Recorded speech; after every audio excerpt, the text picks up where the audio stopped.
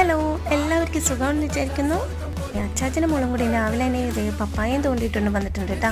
പപ്പായ കൈ കിട്ടിയ പിന്നെ അപ്പം തന്നെ നമുക്ക് കട്ട് ചെയ്യണം. ഇന്നത്തെ ആഗ്രഹം വേറൊന്നല്ല കേട്ടോ, ജ്യൂസ് അടിക്കാനായിരുന്നു. എന്നാൽ പിന്നെ നമുക്ക് ജ്യൂസ് അടിച്ചാലോ.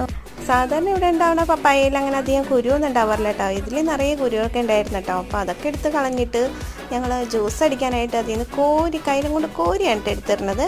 അതാകുമ്പോൾ പിന്നെ എളുപ്പപ്പണിയല്ലേ, തൊണ്ടൊന്നും ചേർത്തേണ്ട ആവശ്യമില്ലല്ലോ. ഇനി ഇതിൻ്റെ കൂടെ മിക്സ് ചെയ്യാനായിട്ട് ഒരു റോബസ്റ്റോഡ് എടുത്തിട്ടുണ്ട് കേട്ടോ. അപ്പോൾ ആ റോബസ്റ്റോഡ് അരിഞ്ഞ് അതിലേക്ക് ഇട്ടോ. ഇനി നമുക്ക് ഇതിലേക്ക് കുറച്ച് ഗുഡ് ലൈഫിൻ്റെ പാലും കൂടെ ഒഴിച്ചു കൊടുക്കാം കേട്ടോ. ഇനി ഈ ഒരു ബൂസ്റ്റിൻ്റെ ഒരു മുക്കാൽ ഭാഗം നമുക്ക് അതിനകത്തേക്ക് ഇട്ട് കൊടുക്കാം കേട്ടോ. ഇനി ഇതെല്ലാനും കൂടി നമുക്കൊന്ന് അടിച്ചെടുക്കാം. നമ്മുടെ അടിപൊളി പപ്പായ ജ്യൂസ് റെഡി ആയിട്ടുണ്ട്. ഇതൊന്ന് തണുപ്പിച്ചിട്ട് കുടിക്കുകയാണെങ്കിൽ നല്ല അടിപൊളി ടേസ്റ്റാണ് കേട്ടോ. നമുക്ക് ഇനി ചെറിയൊരു ഡെക്കറേഷനും കൂടി ചെയ്ത് കൊടുക്കാം. കുറച്ച് ബൂസ്റ്റും ബദാമൊക്കെ ഇട്ട് നല്ല അടിപൊളി ഡെക്കറേഷനോട് കൂടിയ നല്ല പപ്പായ ജ്യൂസ് റെഡി ആയിട്ടുണ്ട്. മോള് ഹാപ്പി, ഞങ്ങൾ ഹാപ്പി. അപ്പോൾ നിങ്ങൾ ഹാപ്പി ആയാലും സപ്പോർട്ട് ചെയ്യണേ. അപ്പോൾ ഇത്ര ഉള്ളൂ കേട്ടോ. Okay, by.